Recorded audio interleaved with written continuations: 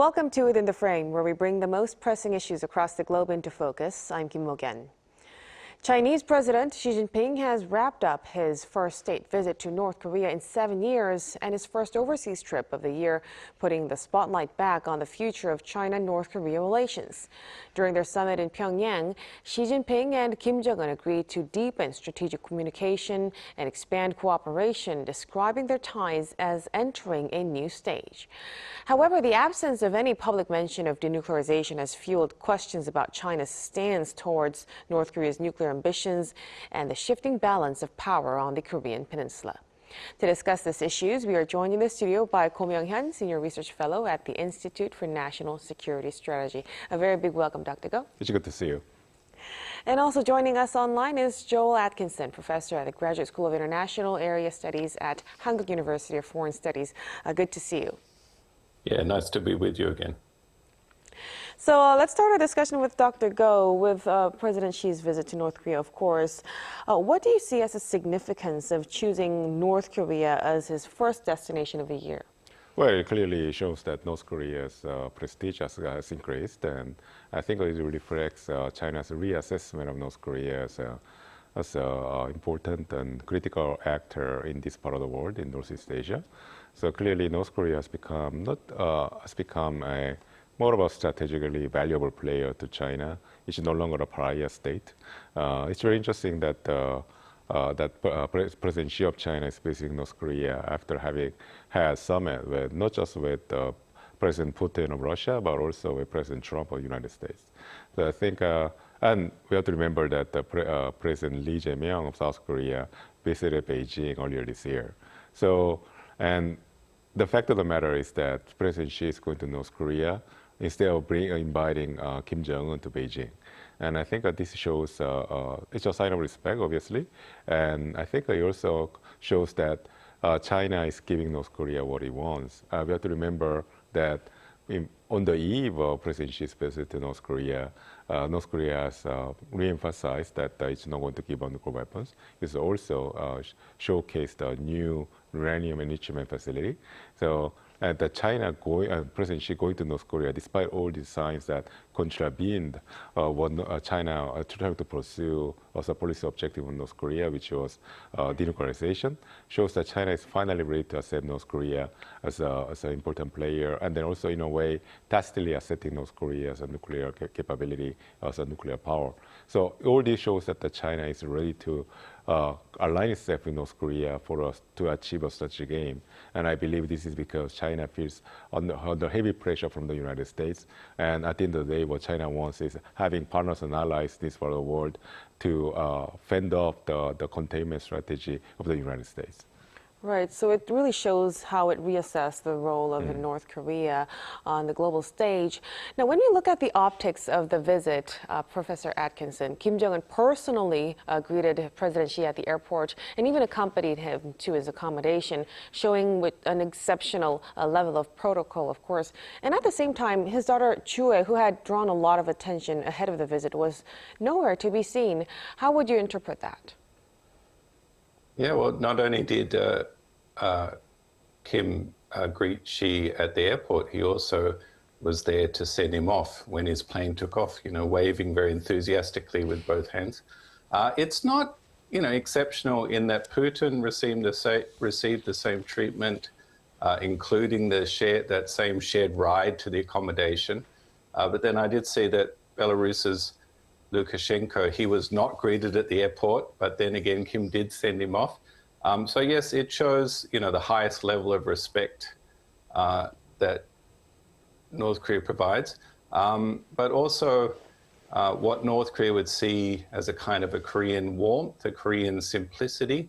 In contrast, Xi Jinping would never receive a guest at the airport or wave them off at the train, or at the train station in Kim's case.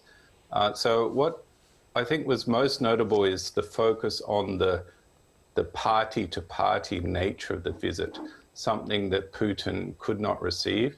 So Xi Jinping's more important party title, General Secretary of the Chinese Communist Party, that was there on the banners before his state title as president, and referring to him as comrade and so on the banners. that projects a message of a kind of an unmatched intimacy and solidarity, kind of even beyond Russia. As for his daughter not being part of the visit, it's difficult, I think, to read much into it, as we don't know if there was any disagreement about it. I think it's possible that the Chinese side wouldn't allow it because it's, undignified. But who knows, perhaps Kim, himself simply doesn't want his daughter to be part of this visit for whatever reason. Mm-hmm. So alongside those kinds of welcoming gestures from North Korea, we also hear that the two leaders describe the relationship as entering a new stage or reaching a new starting point and entering a new chapter in relations. How much do you think ties have been, actually restored and strengthened? Well, this words of reaffirming the restoration of mutual ties, it's not really coming out of a vacuum. There's been concrete achievements of a restoration of ties between the two countries. Earlier this year, I believe it was March, that the China and North Korea agreed to restore the railway connection between the two countries, which was suspended for 7 years since the COVID period. So, and also Foreign Minister Wang Yi of China visited Pyongyang, and Choi Sun-hee, the Foreign Minister of North Korea, was in Beijing last year, and they've been, in that sense, it shows that the increasing levels of high-level exchanges between the two countries. So, and I think this is essentially the continuation of the trend, and in fact, this summit marks the maximum sign that the ties between these two countries has been fully restored. So, in that sense, I think but then at the same time, this isn't the end of the story. I think that this is the beginning of a story between the two countries, and this gesture of the Chinese president visiting North Korea while he had refused to visit the capital of other major powers shows that China is essentially very serious about North Korea this time. And this marks a huge departure from previous Chinese stance towards North Korea, which was at best a sign of indifference. So, and this is very worrisome, should be very worrisome for South Korea and the United States and Japan, because I think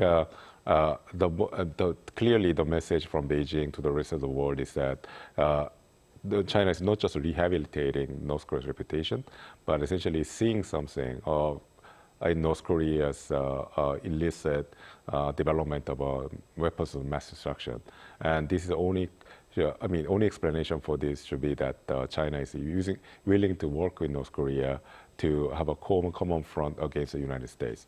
So in that sense, I think even though the overall optics of the meeting has been very peaceful, and in fact, the two leaders have highlighted that they are going to work together for the peace and stability in the region, I think the only message that we have to read between the lines is that each one of a very antagonism towards the United States, and possibly they are predicting confrontation between the two major powers in the coming years. Mm-hmm. So there could be some unstated understanding between the two sides.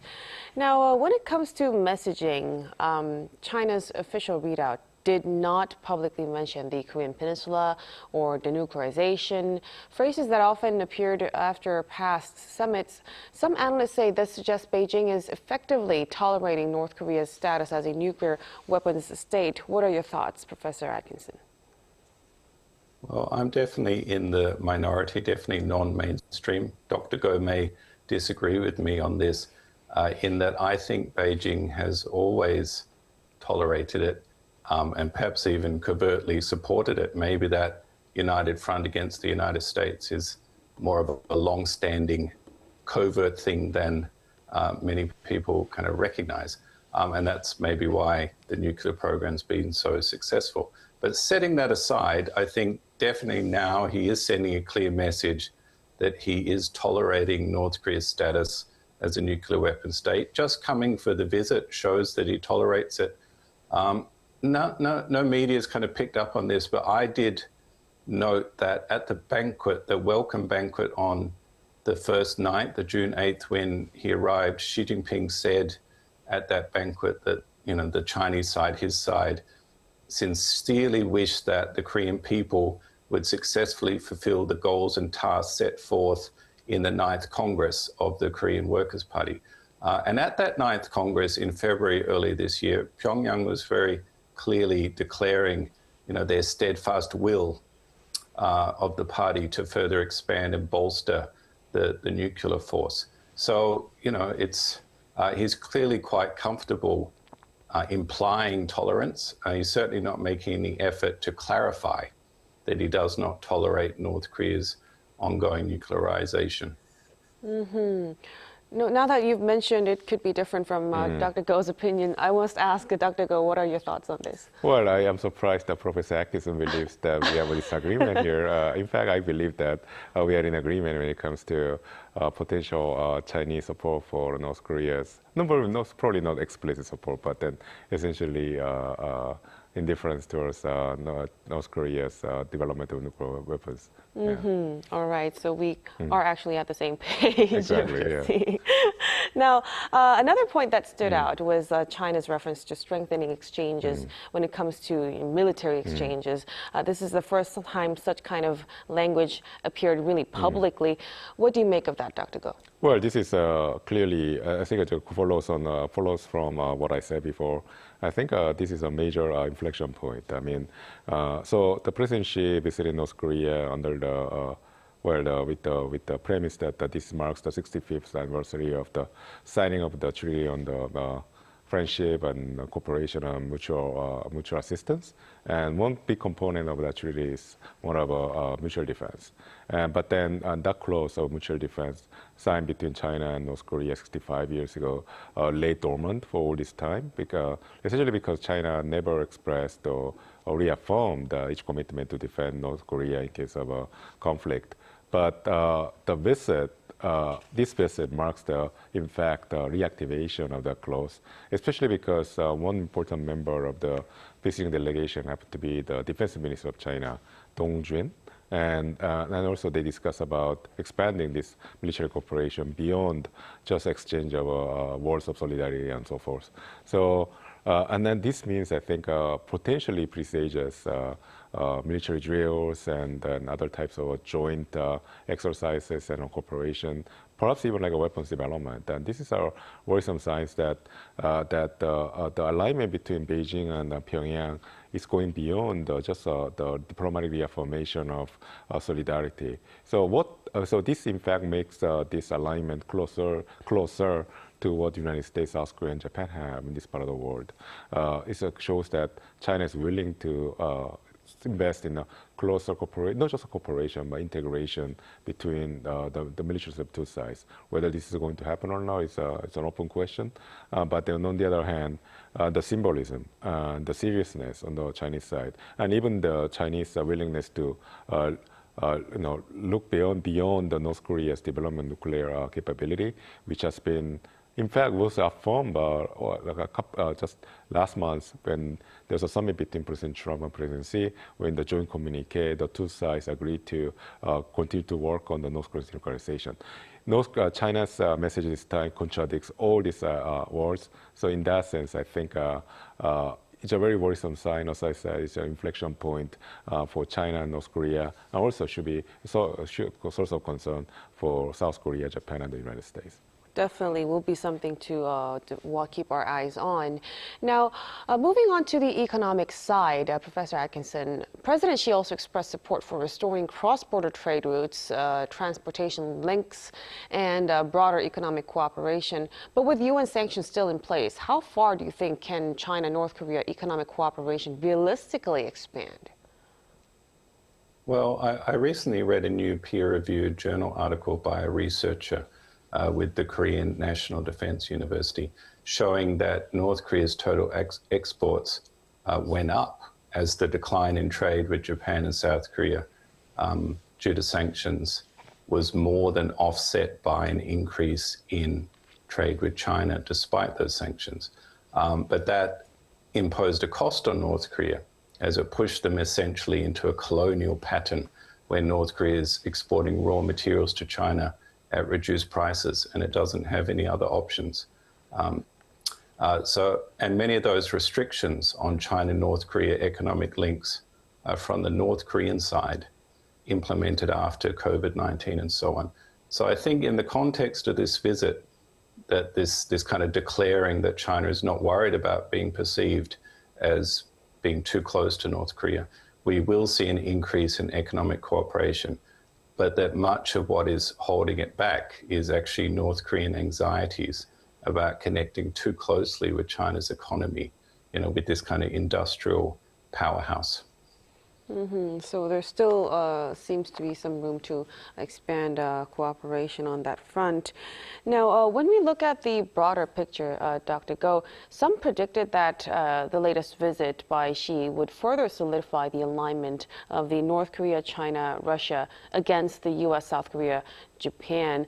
Do you think this visit has reinforced that kind of? Oh, I think that's precisely the point of this visit.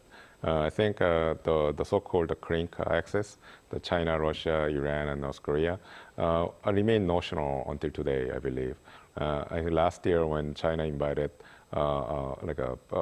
President of Russia, Vladimir Putin, as well as Kim Jong-un, to Beijing to stand shoulder to shoulder on the occasion of the Victory Day parade, China refused to hold a trilateral summit among the leaders of three countries. In fact, China held separate bilateral meetings with the respective countries. I think that, in fact, signaled, we believe it signaled that China wasn't willing to invest too much or implement the notion of Korean alignment among these countries.